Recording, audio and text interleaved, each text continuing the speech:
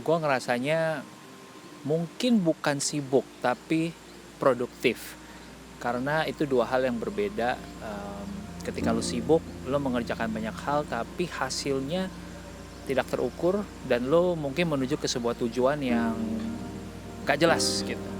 Tapi buat gue produktif adalah kita mengerjakan segala sesuatu terukur, hasilnya jelas, tujuannya kemana clear.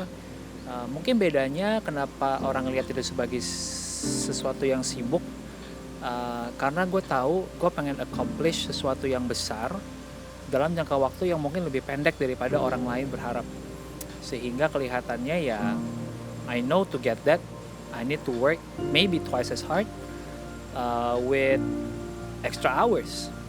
Sebenarnya lebih ke itu sih. Gue suka being a nobody di Bali terutama. Simple gesture ketika bukan simple gesture ya. Gue suka being a nobody in Bali karena there is no need to perform. Karena kalau gue di kota yang gue dikenal orang, kemanapun, dimanapun, keluar dari rumah aja gue udah ngerasa gue harus punya standar-standar tertentu yang mesti gue penuhi gitu. Sesimpel kayak ya gue nggak boleh berantakan tampilan gue gitu kan. Tapi di Bali buat gue batas-batas atau apa ya, kebutuhan untuk perform itu seolah-olah kebutuhan untuk perform itu nggak menjadi keharusan lagi gitu. Dan ketika gue bebas menjadi, dan ketika nggak ada kebutuhan untuk perform, gue menjadi lebih bebas untuk menjadi siapa gue yang aslinya.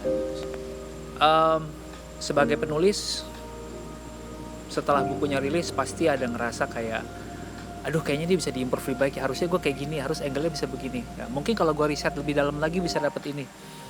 Semua penulis yang gue ajak ngobrol ngomong hal yang sama, dan mereka selalu bilang sama gue, kalau lo begitu terus buku lo gak akan pernah rilis. Nah, jadi gue puas dengan buku itu ketika dia dirilis di momen yang tepat, tapi gue gak akan pernah puas, tapi gue tahu buku itu perlu terus bertumbuh seiring dengan berkembangnya zaman, sehingga konsep-konsep yang ada gue kembangkan lagi lewat podcast.